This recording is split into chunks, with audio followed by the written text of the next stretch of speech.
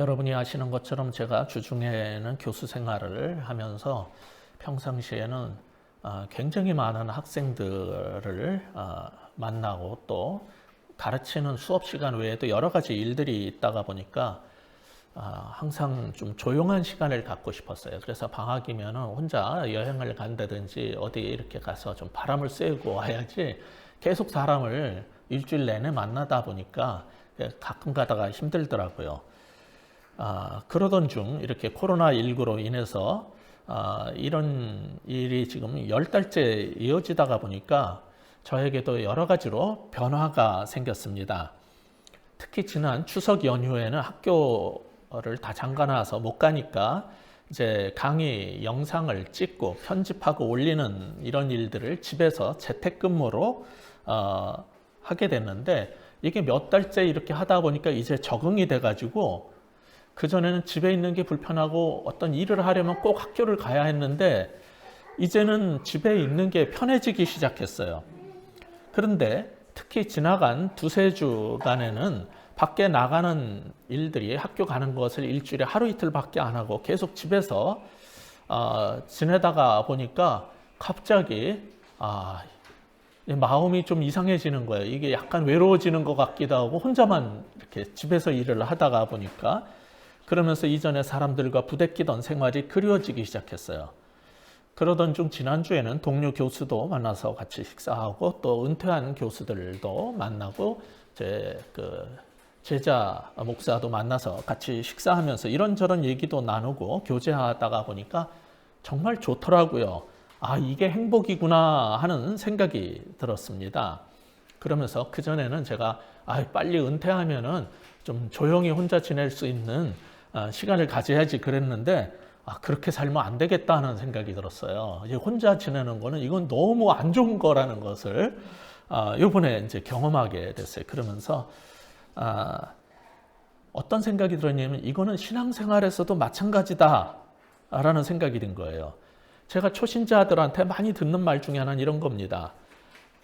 자신의 부모님이 목사님이든 장로님이든 무슨 상관이고 마누라나 남편이 교회 집사든 권사든 무슨 상관이냐. 내가 회개하고 내가 믿어야지 천당 가는 거라는 말을 들었는데 그러면 내가 혼자서 믿고 집에서 혼자 기도하고 혼자 성경 읽고 그렇게 살면 되지 굳이 교회를 왜 가야 되는지 모르겠다는 말을 하시는 분들이 가끔 있었어요. 근데 그렇게 말하시는 분들하고 얘기를 해보면은 사실 속마음은 뭐였냐면 교회 가면 자꾸 돈 얘기하는 것도 싫고 마음에 안 드는 진상교인들 꼴 보기 싫어가지고 나가기 싫다는 거였어요. 그런데 만약에 하나님께서 한 사람 한 사람 개개인을 구원해서 천당 가게 하는 게 기독교의 목표라면은 우리를 구원하신 다음에 왜 이 세상에 두시고 교회라는 데는 왜 만드셔가지고 거길 다니게 하시는지 그게 이상하지 않습니까? 이런 말을 하면 어떤 사람들은 저는 그렇게 극단적인 사람이 아니에요. 저는 주일마다 교회를 꼬박꼬박 잘 나갑니다. 그래요. 그런데 나가기는 하는데 아무하고도 아는 체도 안 하고 예배만 딱 드리면은 얼른 집으로 도망치듯 내빼는 사람들이 큰 교회에 굉장히 많이 있습니다. 그들은 누가 자기를 아는 채 하는 것, 인사하는 것도 불편해합니다. 수백 명이 한 자리에 앉아서 예배를 드리지만은 그들은 홀로 존재하는 거며 항상 그들이 주장하는 것은 신앙은 하나님 앞에 직접 홀로 나가는 것이다. 이런 말들을 합니다. 그런 사람들은 이렇게 코로나 사태로 인해서 집에서 온라인 예배를 드리는 게 이제 점점 익숙해지다 보니까 그게 편해졌고 다시 수백 명이 현장 예배를 드리는 일이 재개된다 해도 내가 교회를 갈지 말지 이제 고민하기 시작하게 됐어요. 왜냐면 그게 너무 좋고 편해진 거예요. 집에서 혼자 유튜브로 예배 드린 게.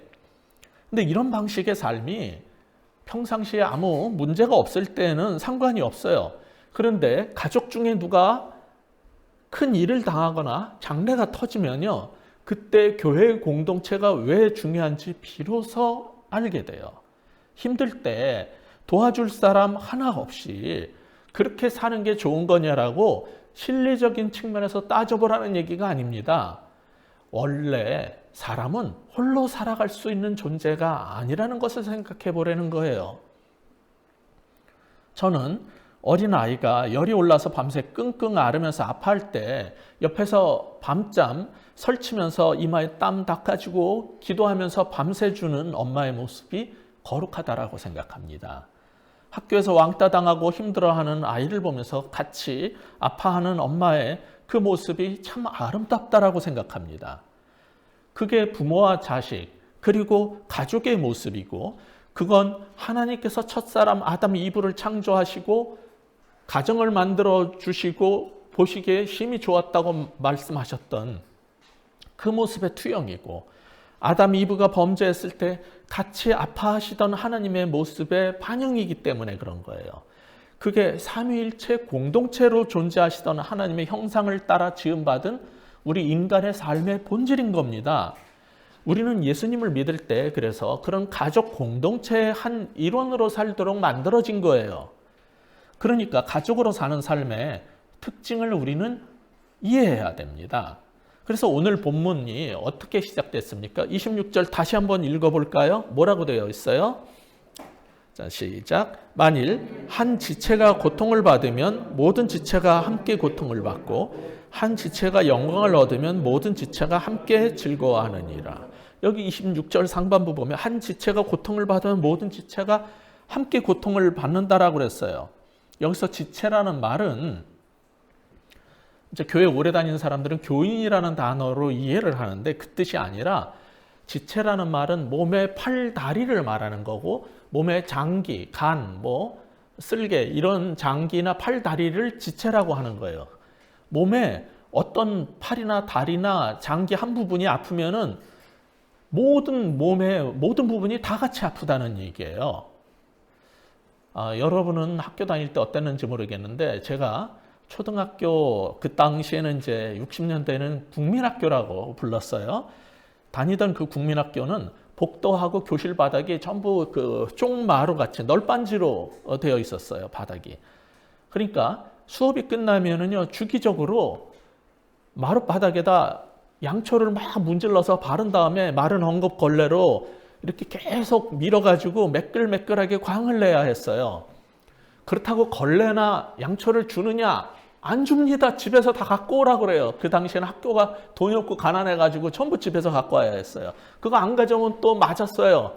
그래서 그 초를 집에서 갖고 와가지고 마룻바닥에다가 막 바르고 또 그 걸레로 이렇게 밀고, 심지어는 복도에는요, 애들이 그냥 그 당시에는 한 반이 막 60에서 80명씩 됐으니까 다닥다닥 붙어 앉아가지고 자기 옆에 자리를 막 이걸 밀고, 그 다음에 줄을 세워가지고요, 복도에서 한쪽 끝부터 저 끝에까지 엎드려 뻗쳐 식으로 해서 쫙 밀고 가는 걸 왔다 갔다 해서 마룻바닥이 반질반질하게 해놨어요.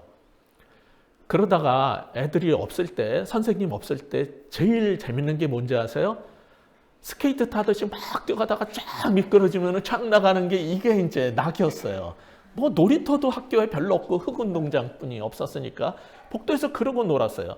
근데 그게 재밌는데, 이게 학교 마룻바닥이 오래돼가지고 맨발로 미끄럼을 쫙 양말 신고 타다가 보면요, 마룻바닥이 갈라진 게 이게 큰 바늘처럼 발에 박힙니다. 그럼 피가 철철 나요. 그런 거는 뺄 수가 있는데, 이게 조그만 게 부스러져 가지고 눈에 보이지도 않게 발바닥에 박히면요, 집은 40분에서 1시간을 걸어가야 되는데 무거운 책가방을 들고 집을 걸어갈 수가 없어요. 발이 너무 아파가지고.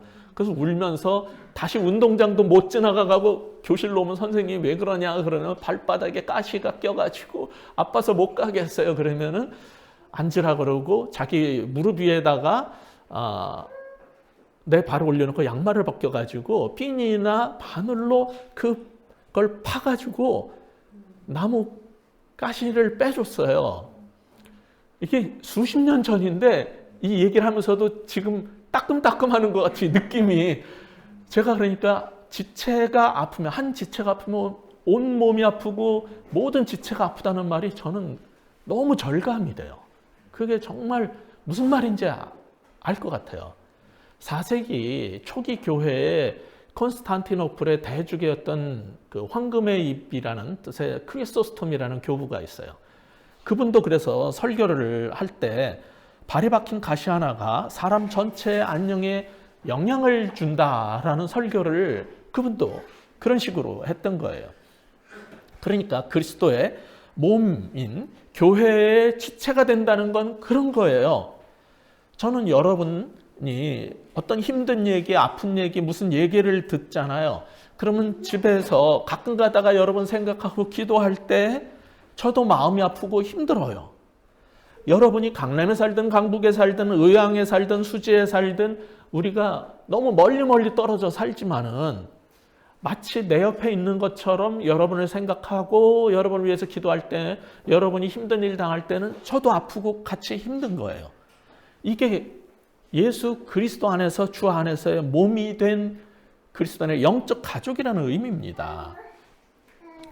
그렇기 때문에 만약에 예수 믿고 사람 만나는 것도 귀찮고 싫고 꼴 보기 싫은 사람 안 보고 혼자 신앙생활을 하려면 그냥 유튜브면 충분하지 교회라는 게 필요가 없을 거예요. 그러다가 힘든 일이 생기거나 고통스러울 때가 되면 내 손 잡아줄 사람이 필요함을 알게 되고 내 마음을 터놓고 기도해 달라고 말씀드릴 수 있는 목사님이 얼마나 귀중한 것인가를 그럴 때는 알게 될 겁니다. 그러니까 제 생각에는요, 여러분이 아무 일 없을 때 사람들이랑 잘 지내셔야 돼요. 교인들이 꼴 보기 싫고 교회라는 게 나가기 싫은 게 아니라 교인들이 사랑스럽고 좋고 내 가족이 되어야지 여러분이 정말 힘들 때 그들이 여러분을 위해서 손잡아주고 위로해주고 기도해줄 거라는 사실을 아셔야 되는 거예요. 그러니까 예수님 안에서 새로운 가족을 만드셔야 돼요. 교회 나와서 예배 드리는 게 다가 아니라 신앙생활에서 중요한 것 중에 하나가 뭐냐면은 우리 성도들 가운데 내 새로운 가족을 만드는 거예요. 새로운 언니, 새로운 형님, 새로운 아버지, 새로운 동생들을 만드는 거예요. 그래서 같이 사는 게 이게 굉장히 중요한 거예요. 성경은 그럴 때 지체 중 하나가 아프면 몸이 같이, 모든 지체가 같이 아파하는 영적 가족이 된다라고 말하는 거예요. 이 가족 되는 거는요, 정말 신기한 건데 사실 여러분의 친동생도 심지어 부모님도 내 자식도 꼴 보기 싫을 때가 있고 마음에 안 들 때가 있는 거예요. 하물며 교회에 오면은 교인들이 어떻게 다 마음에 들어요. 에? 제가 옛날에는 솔직히 말해가지고 어떤 교인 저런 교인 좀 안 나왔으면 하는 생각이 들 정도로 얄미운 교인들도 있었어요. 비록 전에 교회에서도 나를 괴롭히는 사람들이 있었지만 그렇다고 한 번도 그때 그들이 안 나왔으면 저런 사람 왜 나오는 거야? 그러지 않아요. 왜? 어차피 우리는 하나님 자녀라고 해도 구원받은 죄인들이기 때문에 우리가 천국 삶을 살 때가 되기 전에는 이 땅에 사는 동안은 구원받았어도 여전히 옛 습관과 죄성을 안고 있는 사람들이에요. 그러니까 이게 마음에 다 들을 수가 없는 거예요, 삶이. 그걸 그냥 받아들여야 되는 거야, 서로가. 그래야지 우리가 가족이 되지. 내 자식도 마음에 안 들면 다 뭐 호적에서 파버린다 이런 식으로 하면은 혼자 살아야 돼. 가족이라는 게 있을 수가 없어요. 그러니까 꼴 보기 싫다고 혼자 집에서 기도하고 혼자 성경 읽고 혼자 큐티하고 혼자 기도하면은 된다. 이렇게 혼자 살다가 혼자 외롭게 가지 않기 바랍니다. 젊을 때는 모르는데요. 계속 사람 만나고 일을 해야 되는 사람 모르지만은 이제 나이 들어보세요. 점점 60이 넘으면서 무슨 생각이 드냐면 이렇게 살다가 나중에 은퇴한 후에 또는 내가 늙음하게 아무도 없으면 어떻게 하나. 제가 아는 사람 중에는요. 결혼할 필요도 없다. 혼자 사는 게 좋다 그러는 사람들이 있는데 그런 사람들이 이제 50만 되면요. 이거 결혼 안 하고 이렇게 살다가 나 자식도 없이 혼자 늙어 죽을 때 아무도 없으면 어떻게 하나. 이 생각이 한 50쯤 되면은 자식 생각이 든대요. 그래서 입양이라도 할까 그런단 말이죠. 근데 아무리 가족이 많아도 어떤 사람은 그 가족들이 꼴 보기 싫다고 혼자 살다가 혼자 외롭게 가는 사람이 있어요. 그렇게 살지 마시기 바랍니다. 교회 다니면서 혼자 살다 어디서 가셨는지 모르게 그렇게 살지 마세요. 그거는 정말 불행한 거예요. 그러니까 자기가 좋아하는 설교만 듣고 아무와도 연결되는 걸, 커넥트 되는 것을 싫어하는 것은 이건 종교적 개인주의예요. 이건 기독교가 아닙니다. 이건 신앙생활이 아닙니다. 이건 교회의 모습이 아닌 거예요. 그러므로 하나님께서 우리에게 바라시는 삶의 방향을 전환하게 바라시는 첫 번째는 무엇입니까? 이겁니다. 나만의 고통이 아니라 우리의 고통으로 인식의 전환을 하자는 거예요. 모든 힘든 일을 당할 때 이제 예수님을 믿는다는 것은 이것은 나 혼자의 고통이 아니다. 이건 우리 모두의 고통이라는 사실을 깨닫는 인식의 전환을 가지셔야 되는 거예요. 그게 26절 전반부가 말하는 거 아닙니까? 현재 우리 대한민국은 심각하게 병들어 있습니다. 정치적으로는 아직 한참 부족하지만 군사 독재 시대에서 민주 시대로 지금 대통령에 대해서 장관에 대해서 뭐라고 해도 안 잡아가는 시대가 됐어요. 다 말할 수 있도록 허용을 해주는 정말 민주화로 한 걸음 성큼 진전한 게 사실이고, 경제적으로도 엄청난 성장을 해서 트럼프가 한국 같은 부자 나라를 그냥 지켜줄 필요가 없다. 2조 원 안 내면은 미군 빼자. 막 이런 식으로 목소리를 높일 정도가 돼버렸어요. 그러나 우리 한국인들의 마음 상태는 깊이 병들어가고 있습니다. 갈수록 돈이 지배하고 쾌락이 물든 삶, 그리고 외양과 사람들한테 내보이는 것, 그리고 허세로 사는 시대가 됐어요. 그 바람에 함께 살아가던 공동체를 아무 생각 없이 쉽게 파괴하고 다른 사람의 인격을 내가 가진 돈과 권력으로 짓밟아버리는 이러한 모습은 정말 부끄러운 삶입니다. 우리보다 못 사는 부탄에 가도 이렇게는 안 살아요. 이건 아주 형편없는 천박한 사람들의 모습입니다. 옛날에 우리가 못 살았던 시대도 이러지 않았어요. 이조 시대에 척은 목피로 살았다라고 하지만 이렇게는 안 살았어요. 근데 산업화 사회 이전에 우리나라는요, 예를 들어서 조선 왕조 시대의 유교 문화 속에서는 모든 것의 근본을 가족에 두어서 행복한 삶을 살려면 가정이 행복해야 된다는 걸 다 알고 있었어요. 그래서 선비들은 가정을 바르게 하기 위해서 인의 예제와 삼강오륜을 얘기를 한 거였고, 예의를 중시했고, 부부간에도 예의를 갖추고 존댓말을 했지, 쌍것들이나 막 반말하고 욕했지, 양반들은 서로를 존경하는 그러한 가정을 이루기 위해서 노력을 했단 말이에요. 그리고 염치가 중요하다는 걸 알았어요. 어떤 것을 그냥 막 받지 않고 사양하고 겸손하는 그런 삶을 중시했었습니다.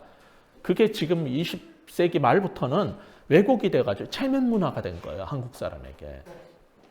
반면에 서구 사회는 르네상스를 거치고 시민혁명, 산업혁명을 거치면서 더 이상 신에 종속된 그런 삶에서 탈피를 외쳤어요. 그러다 보니까 각 개인의 삶에 있어서 내가 주인이 될 것을 주장을 한 거예요. 그렇게 살았더니 무슨 일이 벌어졌냐면, 서구에서 신으로부터의 해방인 줄 알았더니 자본주의를 통해서 물질의 노예가 돼버렸어요. 물질이 우리의 신이 돼버린 거죠. 그리고 하나님의 피조물로서의 우리 인간의 존엄성 대신 이기적 개인주의가 자리를 잡게 된 거예요. 우리나라도 근대 사회에 들어오면서 부와 성공을 지향하는 신지식인들이 서구의 절제되지 않은 개인주의를 해방과 자유로 이해를 하고, 전통적 가족주의는 억압과 구속을 의미한다는 것으로 여기기 시작했어요. 그 바람에 천박한 물신주의가 미국식 자본주의라는 이름으로 들어와서 우리의 가치관과 문화를 잠식하면서 이제 조금 먹고 살게 되니까 배부르고 등 따신 삶을 이루니까 이제 남들이 못 먹는 고급 구매 음식, 그리고 명품을 자기의 정체성으로 여기는 삶으로 대체하기 시작했어요. 그러다가 보니까 삼강오륜도 사라진 지 오래인데 하나님 말씀 대신 사람들은요, 욕망을 부추기는 CF와 드라마를 통해서 자신의 삶을 형성하기 시작했어요. 벤처 열풍이 얼마 전에 왔다고 말을 하지만은 벤처라는 게 작지만 강한 기술, 기업을 만드는 게 아니라 일확천금의 수단으로 여기기 시작했어요. 그래서 우리 한국 사람은요, 그전에는 가족 안에서 자신을 이해했고 두레라는 마을 공동체 속에서 우리 집안을 얘기를 했었는데, 이제는 가족도 가족 이기주의로 변질시켜버렸어요. 이런 천박한 자본주의 사회에서 우리가 제대로 사는 거는요, 더 많이 벌고 더 부자가 되고 더 큰 집에서 더 잘 사는 데 있는 게 아닙니다. 마음을 새롭게 하고 삶의 방식을 전환하는 데서 오는 거예요. 하나님은 오래전에 구약시대부터 이스라엘 하나님의 백성들한테 바랬던 삶의 방식이 있었어요. 성경에 신명기 16장 14절을 보면은 이렇게 기록되어 있습니다. 절기, 즉 명절이 되면은 너와 내 자녀뿐만 아니라 노비와 너네 집에서 일하는 일꾼들, 노비와 내 성중에 거주하는 레위인들, 돈 없는 그 성전 지키는 그러한 종들, 그리고 객과 고아와 과부와 함께 즐거워하라 그랬어요. 명절이 되면은 추석이고 뭐 이럴 때 혼자 잘 먹고 잘 살고 니네 집 식구끼리만 잘 지내지 말고 외국인도 노동자도 가난한 사람도 모두가 함께 즐거워할 수 있는 절기 명절을 만들어라. 이게 하나님의 정신이었어요. 그러나 하나님을 얘기하고 신앙을 얘기하는 유대인들은 여전히 이기적이었어요. 결국 하나님의 이런 꿈은 신약시대에 들어와서 새로운 방법으로 성취됐습니다. 오순절에 성령에 강림하실 때 성령의 충만을 받은 그러한 제자들이 어떤 모습을 보였냐면 밖으로는 담대한 복음의 증인이 되었고 안으로는 자신이 갖고 있었던 재산을 팔아가지고 사도들의 발 앞에 내려놓고 그것을 통해서 우리 교회 교인들 가운데 힘들고 어려운 사람들이 더 이상 고통받지 않고 그래도 같이 잘 살아갈 수 있도록 해주세요. 그래가지고 목사님 사도의 발 앞에 내려놓는 일들이 벌어졌어요. 그래서 이전에 유대 사회, 이스라엘 사회에서 볼 수 없었던 새로운 사회가 만들어진 거예요. 그게 교회라는 거예요. 그게 원래 성경이 말하는 교회라는 거예요. 그러니까 여러분이 성령을 받아서 거듭난 그리스도인이라면 지금도 그렇게 우리 사회가 바뀌기를, 우리 교회가 그렇게 되기를 바라는 마음이 있어야 돼요. 다 함께 잘 사는 공동체를 우리는 추구해야지 나 혼자 축복받고 신앙생활 잘하는 것에서 만족하면 안 되는 거예요. 그러니까 아무 일 없을 때 사람들하고 잘 지내세요. 교인들하고 잘 지내세요. 즐거워할 일 있을 때 즐거워할 수 있는 사람 하나를 달라고 기도하세요. 아까 본 것처럼 힘들고 고통받을 때 함께 고통받는 게 교회지만은 이게 더 힘든 게 뭐냐면은 내가 행복하고 즐거운 일이 생기면은 같이 즐거워해 줄 수 있는 사람 갖는 게 훨씬 어려워요. 이게 인간이 예수님을 믿어도 여전히 죄성이 있어가지고 무슨 태도를 보이냐면은 남의 자식이 잘 되면 은근히 배가 아프고요. 그 사람 남편은 잘 되는데 우리 남편은 뭐 하는 거야? 짜증이 나고요. 에? 교인 가운데 누가 뭐 이것도 잘 되고 저것도 잘 되고 이렇게 뭐 요번에 차도 바꿨고 뭐 집도 이사 갔고 이런 얘기 들으면은 속이 아파요. 그런데 내 자식이 잘 되는 거 정말 잘 돼서 그렇게 됐어. 아우 너무 좋다. 나도 마음이 즐거워하는 사람을 갖는 게 이게 행복인 거예요. 세상에서는 그런 게 힘들지만은 교회 안에서는 그런 형제 자매를 가질 수 있어요. 그러니까 진짜 행복한 건 뭐냐면은 열심히 기도하고 금식해가지고 내가 부자가 된 게 아니라 정말 내가 잘 될 때 같이 즐거워해 줄 수 있는 사람 하나 갖는 게 행복한 거예요. 이게 신앙생활에서 성공하는 거예요. 그런 사람을 2명을 가지면 더 좋고 3명을 가지면 더욱 더 좋은 거예요. 그걸 이룰 수 있는 데가 교회라는 데예요. 그러니까 오늘 본문은 우리한테 어떻게 살라고 그래요? 26절 후반부 보시면 한 지체가 영광을 얻으면 뭐라 그래요? 모든 지체가 함께 즐거워하느니라. 우리 교인 중에서 한 사람이 잘 되면은 너무너무 행복해 한다는 거예요. 여러분이 한 사람이 좋은 일이 생기면요, 우리들 모두가 즐겁고 기쁘잖아요. 그게 교회라는 거예요. 나 혼자 천당 가기 위해서 예수 믿는 수준이 아니라 세상에서 친가족들도 이러지 않았는데 그러한 형제가 생기고 자매가 생기고 동생이 생기고 언니, 오빠가 생겼다는 게 이게 축복이라는 겁니다. 그런 사람들은 다른 사람이 어떻게 되든 상관않고 나만 잘 되고 내 영광 받는 것만을 성공으로 여기고 살지 않습니다. 그들은 내 이름을 내고 내가 높은 자리에 올라가기 위해서 성도들의 피땀이 서리는 헌금을 마음대로 갖다가 쓰지 않습니다.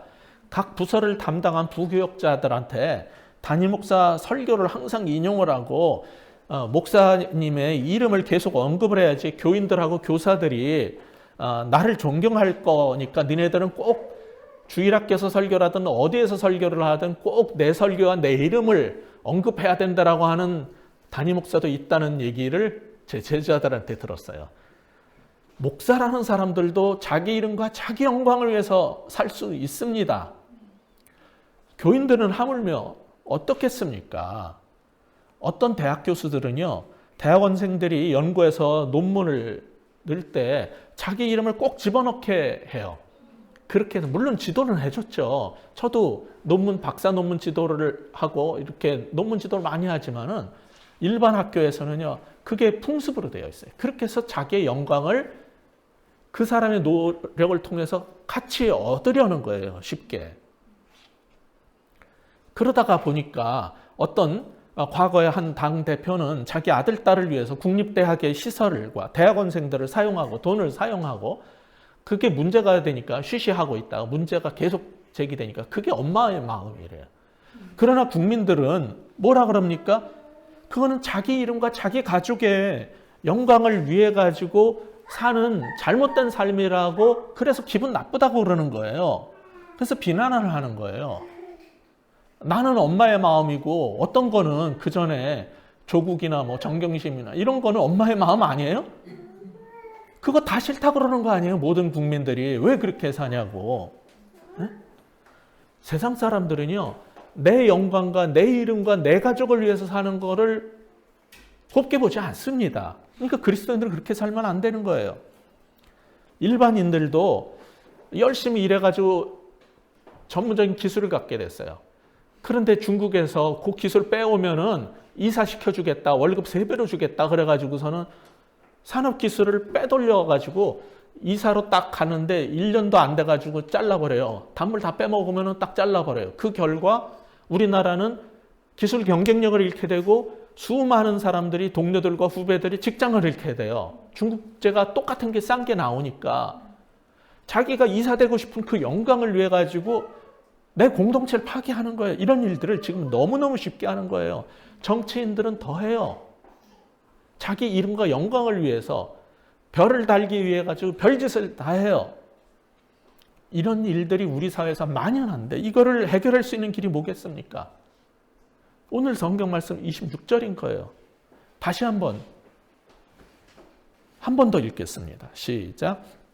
만일 한 지체가 고통을 받으면 모든 지체가 함께 고통을 받고 한 지체가 영광을 얻으면 모든 지체가 함께 즐거워하느니라. 예, 이 말씀처럼 살 때 이런 문제가 해결되는 거예요. 계속 자기 이름과 자기 영광을 위해서 자기를 위해서 사는 사람들은 이 문제를 해결할 수가 없습니다. 그러니까 나 혼자만 잘 살고 내 영광을 위해서 타인을 짓밟지 말라는 거예요, 성경은. 우리 모두 잘 살고 모두가 즐거워할 수 있도록 사는 방식으로 생활 방식을 전환하라는 겁니다. 그게 오늘 본문의 두 번째 교훈이에요. 나만의 영광이 아니라 우리 모두의 행복으로 우리의 삶의 방향 전환을 하라는 겁니다. 나만의 영광이 아니라 우리 모두의 행복을 향해서 방향 전환을 하는 우리 그리스도인들이 먼저 됐으면 좋겠어요. 이것은 나 중심에서 모두를 위한 삶으로의 방향 전환이잖아요. 근데 우리 부모들은 나는 나 자신을 위해서 살지 않고 내 남편을 위해서 살았고 이제 애가 태어나면 우리 아이를 위해서 살았다. 나는 남편과 애를 위해서 평생을 희생했다라고 주장하지만은 대부분은요, 그 희생 아닙니다. 나 중심에서 이제 가족 이기주의로 그냥 확대된 경우가 더 많아요. 그러나 성경은 하나님의 자녀들에게 로마서 12장 15절에서 이렇게 말합니다. 즐거워하는 자들과 함께 즐거워하고 우는 자들과 함께 울라. 이게 교회라는 거예요. 이제 나는 남편과 자식을 위해서 희생했다 그러지만 그것 결국 나를 위한 거예요. 그들을 통해서 내 가치를 높이고 내가 성공하고 내가 훌륭하다는 걸 보이기 위해서 사는 겁니다. 그러면 예수 믿는 사람들은 자기 중심 이기주의에서 벗어나는 데서 끝나면 안 되고 내 가족을 위한 가족 이기주의로 이렇게 확대시키면 안 되고 우리 당만을 위한 자당 우선주의가 되면 안 되고 나라를 생각을 해야 되는 거고 우리 교회와 우리 교단 우선주의로 살면 안 되고 하나님 나라를 보는 안목을 가져야 되는 거예요. 근데 이게 힘든 이유는 세상은 교묘하게 그게 바로 성공이라고 가르치기 때문입니다. 지금 세상은 어려서부터 모든 세상이 나 중심적으로 돌아가도록 짜야 한다라고 은연중에 가르치고 있어요. 제일 대표적인 사람들이 누구냐? 유대인들이에요. 유대인들이 세상에서 가장 성공적인 민족이라고 말하는데 그들이 사실 그렇게 가르쳐요. 그래서 유대인들은 서구 사회의 심장에서 과학, 예술, 돈, 권력을 지배하는 힘으로 지금 세상을 조종하고 있어요. 지금 이스라엘을 위해서 미국을 다 움직이는 건 유대인들입니다. 제가 아까 말씀드린 것처럼 코로나로 인해서 집에서 일하는 날이 많아지면서 거의 20여 년 만에 오래간만에 정말 집에 있는 책장 정리를 하기 시작했어요. 그 먼지 쌓인 책장에서 특히 신학 서적이 아닌 것들을 빼가지고 많이 이제 버리기 시작을 했어요. 근데 그 중에 어떤 책이 눈에 띄었냐면 일본통, 뭐 한국전에도 참전했었지만 일본에서 십수년간 살면서 지금은 미국의 뉴욕에 살고 있는 유대인 랍비예요. 마빈 토케이어의 책 하나를 발견하게 됐어요. 그리고 깜짝 놀랐어요. 유대인이 비즈니스에 실패하지 않는 10가지 이유란 부제를 단 책인데 책 제목이 뭐냐면 나를 중심으로 세상을 조직하라. 이게 책 제목이었어요. 이 사람이 일본에서 그 유대인의 탈무드를 쉽게 해설한 책을 내서 유명해졌어요. 우리나라에도 이 사람 책이 10권 이상이 번역이 됐어요. 탈무드 관련된 게. 근데 조금 전에 언급한 나를 중심으로 세상을 조직하라는 탈무드에서 경영의 지혜를 찾는 책이니까 그렇다고 쳐도 이 사람이 해설한 원래 탈무드 가르침은 그렇지 않을 거야 그러면서 그가 썼던 순수한 탈무드 해설집을 찾아서 읽어봤어요. 근데 이 마빈 토케이어 랍비가 탈무드의 정신을 100몇십 가지로 요약을 했는데 4번에 뭐라고 되어 있냐면은 자기 자신을 세계의 중심으로 두라. 이게 진짜 거기에도 있는 거예요. 경영책뿐 아니라 탈무드의 해설집에도 4번이 그렇게 되어 있는 거예요. 그러니까 물론 그 사람은 이건 타인을 경시하라는 뜻이 아니다라고 했지만은 지금 물신주의 사회에서 20세기의 랍비잖아요, 이 사람이. 근데 이 사람 구약의 정신의 적용적 해설집인 탈무드를 뭐라고 이해를 했냐면 물질주의적 그런 관점에서 재해석을 해서 세상이 내 중심으로 돌아가도록 짜야지 우리가 유대인들이 성공할 수 있다. 이걸 가르친 사람이에요. 그러니까 구약의 하나님 말씀의 뜻은 뭐였냐면은 하나님 중심으로 살아라, 말씀 중심으로 살아라였는데 그것을 세상 중심의 삶은 세상이 모든 자기 중심으로 재구성돼야 된다는 식으로 가르쳐가지고 왜곡시켜 놓은 거예요, 이 랍비가. 이 사람이 비록 가정을 강조한다고 해도 그의 12번째가 가정 강조가 있어요. 뭐라고 돼 있냐면 자기 중심의 생활을 하기 위해서는 자신만의 성, 캐슬, 이 성체인 가정을 소중히 여겨라 이래요. 즉 구약이 가르치는 것처럼 하나님께서 만드신 첫 번째 공동체로서의 가정을 중시하는 게 아니라 자기 중심적 세상의 성공을 하기 위해서는 든든한 밑바탕으로 가정을 잘 다스려라. 이런 식으로 앞뒤를 바꿔놓은 거예요. 그러니까 이게 20세기 현대 랍비들이 구약의 가르침으로 교묘하게 왜곡시켜 놓는 거예요. 그러니까 여러분이 탈무드를 성경이라고 여기면 안 돼요. 탈무드는 유대인들이 자기식 방식으로 적용적 삶을 해설한 것뿐이지 절대로 그건 하나님의 뜻을 선명하게 드러낸 책이 아니에요. 그렇게 특히 20세기 들어서 랍비들이 왜곡을 시켜놓고 있단 말이에요. 성경의 본질적 가르침은 자기 중심 이기성에서 공동체를 위한 삶으로의 전환을 얘기하는 거예요. 세상이 나 중심으로 구성되면 안 되고 이웃과 함께하는 삶으로 이기적 탐욕을 극복하기를 요구하는데 그것을 교묘하게 탈무드로 포장을 해가지고 잘못 가르치고 있는 겁니다. 그래서 오늘 본문 마지막 절인 27절은 뭐라고 되어 있어요? 우리 같이 읽어보겠습니다.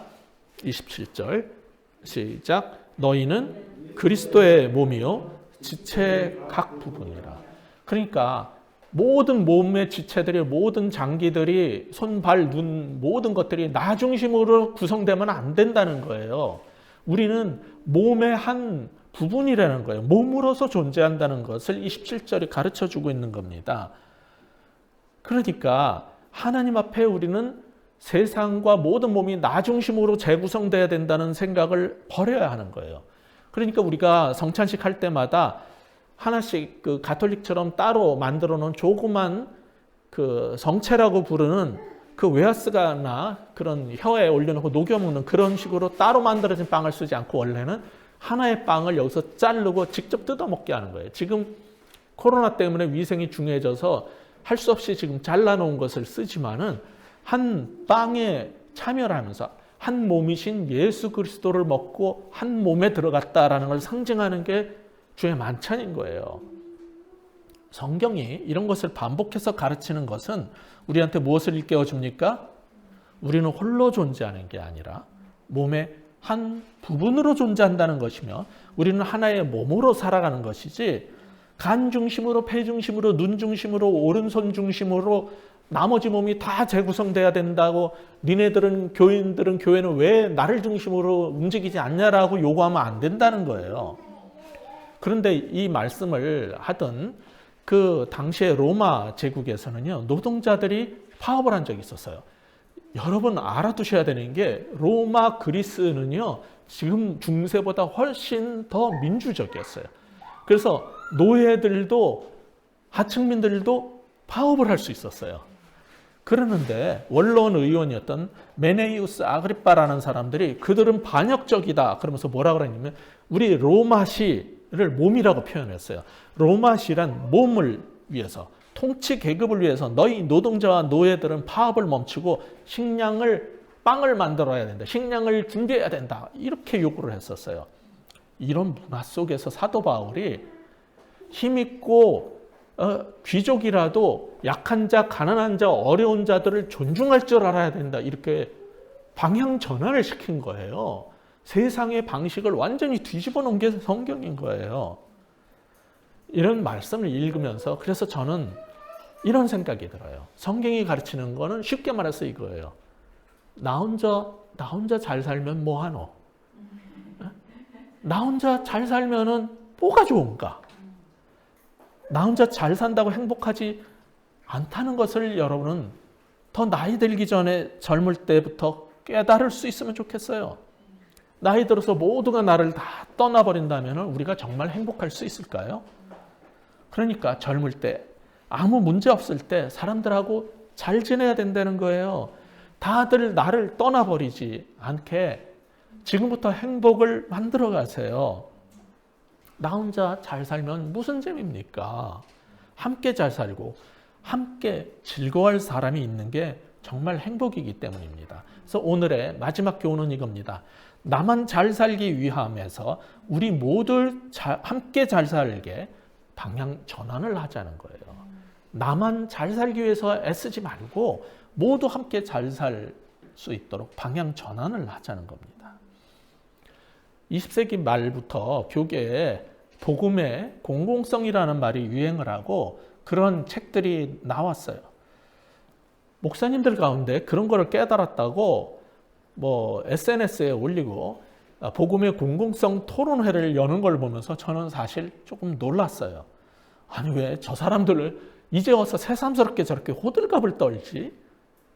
아니 하나님 아닌 누군가가 기존 걸 뭐라고 새로 명명을 하면 복음의 공공성이라는 단어를 쓰면은 마치 이전에 없던 새로운 신학이 만들어진 것처럼 여기고 와르르 몰려드는 왜 저런 태도를 갖지? 그런 생각이 들었어요. 복음은요, 성경이 말하는 복음은 원래가 공동체적이었고 공공적이었지 한 번도 개인주의적 구원론을 얘기한 적이 없고요. 성경이 말하는 기독교는 언약 공동체를 다루는 것이었고 복음주의하고 근본주의가 다른 게 뭐냐면은 하나님도 믿지만은 사회에 대한 책임을 갖는 거예요. 즉 복음은 원래 사적 영역이 아닌 공적 영역에 대한 방향성을 갖고 있어요. 근데 이걸 무슨 새로운 진리를 발견한 것처럼 이 난리인가? 저 사람들은 그럼 여태까지 복음에 대한 이해가 편협하고 사적이었고 잘못됐다는 말이구나 라는 걸 새롭게 인식하게 됐어요. 기독교는요, 원래 나 중심 세계관이 아니고 그리스도의 몸이라는 공동체 차원이었어요. 그리고 기독교는 원래 세상 속에 침입하는 하나님 나라의 삶을 말하는 것이지 새삼스럽게 복음의 공공성이라는 말을 할 필요가 없을 정도였어요. 이 얘기는 우리 교인들한테는 무슨 의미냐? 지금 한 달째 열몇몇 명의 택배 노동자들이 죽고 있어요. 지난주에는 몇 명이 죽었는지 몰라요. 지금 매주 택배 노동자들이 죽고 있어요. 근데 이거를 아무 생각 없이 들으시면은 여러분은 잘못된 거예요. 우리 안에 성령이 살아계시다면은 하나님은 우리의 고통과 아픔을 같이 아파하시고 눈물을 흘리시고 공감하시는 분인데, 아니 택배 노동자들이 나하고 무슨 상관이냐 이렇게 하고 나만 축복받고 잘 살면 된다 이러시면은 이게 바로 복음을 사적으로 이해하는 거예요. 공동체적 관점으로 이해 못하는 거예요. 그들이 죽든 말든 나만 편하고 나만 잘 살고 우리 교회만 부흥하고 우리 교단만 커지고 우리 회사만 잘 되면 되는 거 아닙니다. 대한민국 국민의 일원으로 우리 사회가 건강하기 위해서는 모두가 행복할 수 있어야 되는데 택배 노동자들이 계속 죽어간다면 왜 이런 일이 벌어지는지를 고민을 해야 되는 거고, 거기에 같이 해결할 수 있는 답이 없을까를 같이 찾아야 되는 거예요. 사실 우리 한국의 빨리빨리 문화 때문에 전 세계에서 주문하면 다음 날이면은 배송 오는 나라는 전 세계 대한민국밖에 없어요. 이거를 자랑하면 안 돼요. 이거는 잘못된 겁니다. 미국 같은 선진국은요, 온라인으로 주문하면 2주 걸립니다. 물건 오는데. 물론 돈을 많이 내면은 2, 3일 만에 오는 프리미엄이 있어요. 그래도 2, 3일 걸려요. 네? 거기 비행기로 막 공수를 하면서 해도 우리나라처럼 뭐 이길 배송, 새벽 배송 이런 소리 하는 나라는 전 세계 없어요. 이렇게 하기 위해서, 그리고 경쟁에서 남을 죽이기 위해서 택배비를 계속 싸게 했다고. 이렇게 싼 나라가 없습니다. 그런데 코로나 사태로 너도 나도 택배를 시켜가지고 사실은 CJ고 로제고 어디고 지금 떼돈을 벌고 있어요. 그런데 그 회사는요, 택배 노동자들한테 회사에 투자하지 않습니다. 이거 잘못된 겁니다. 이거에 대해서 온 국민이 같이 항의를 해줘야지 같이 살아야 될 택배 노동자들도 죽지 않을 수 있는 거예요. 그들이 더 많은 사람을 고용을 해서 일을 나눠야지 하루에 12시간씩 일하게 하고 새벽 4시에 들어갔다 6시에 나오는 이런 게 세상에 어디 있습니까? 이건 노동법 위반이에요. 거기에 대해서 우리가 모른 채 하면 안 되는 거예요. 근데 교회들이 다 입을 다물고 있어요. 국회도 입을 다물고 있어요. 엉뚱한 것만 파고 있어요. 목사가 이렇게 말하면은 기분 나쁘겠지만은 정치인들은 정말 우리나라의 정치인들과 그리고 교인들, 장로들, 권사들, 목사들 회개해야 되는 거예요. 그러기 위해서는 우리가 택배가 하루 늦게 와도 받아들여주겠다라는 걸 표현해야 되는 거예요, 국민들도. 그리고 택배비를 올려도 우리는 감수하겠다. 왜? 우리는 같이 잘 살아야 되니까. 이게 있어야지 정치인들도 움직이는 거예요. 교인들이 세상에 대한 아무런 인식이 없기 때문에 이러한 나쁜 일들이 계속 벌어지는 게 이게 한국 사회예요.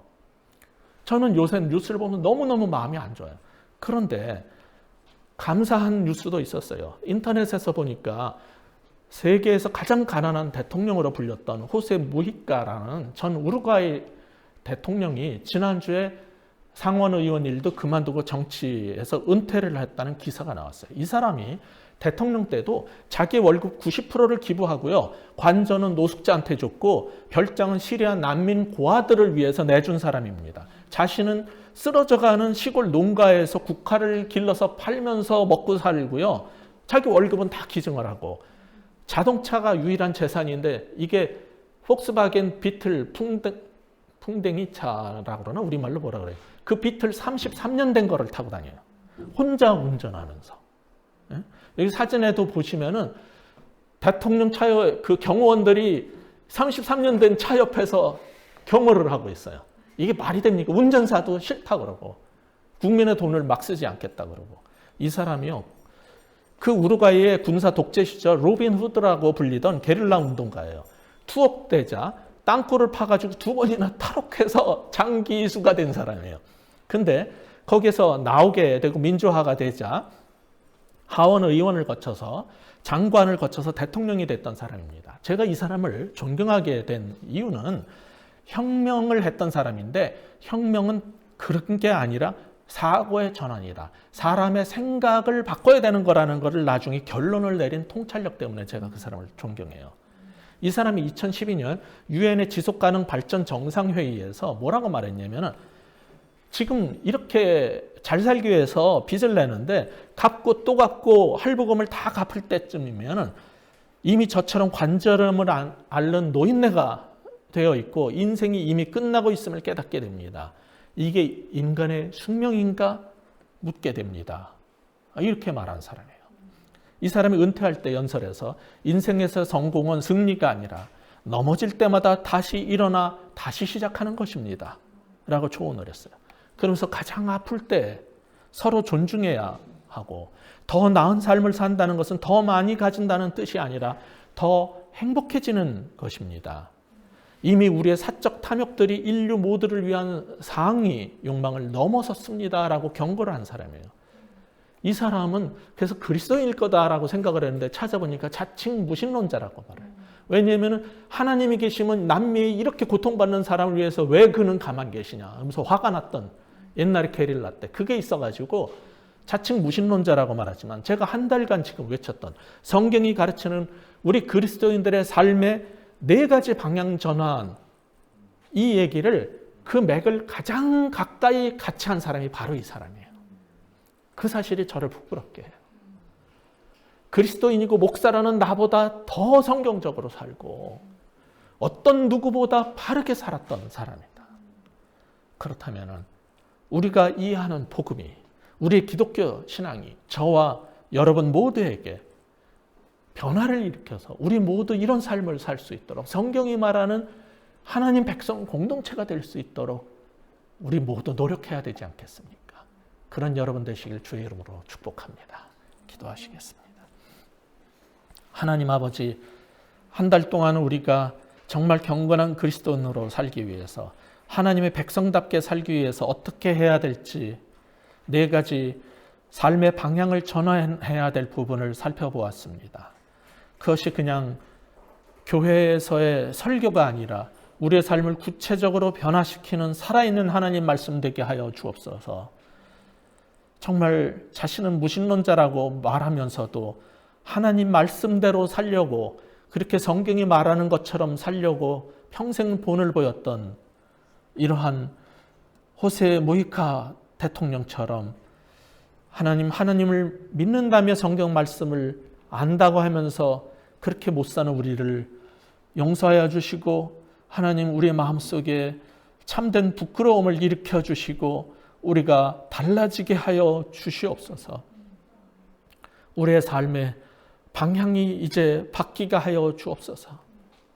나 혼자 잘 먹고 나 혼자 잘 살기 위해서 몸부림치는 삶이 아니라 함께 행복하고 함께 즐거워할 수 있는 교회 되도록, 그리고 교회 사람들이 왜 내 마음에 맞지 않게 내 마음에 들지 않게 저러고 행동하는지 그것을 탓하기보다 하나님께서 그들도 용서하고 구원한 하나님의 백성이라는 사실을 받아들이면서 함께 잘 살아갈 수 있고 함께 영광을 누리고 함께 즐거워할 수 있는 모습으로 변화될 수 있도록 우리 모두를 다듬고 변화시켜 주시옵소서. 예수 그리스도 이름으로 간절히 기도하옵나이다. 아멘.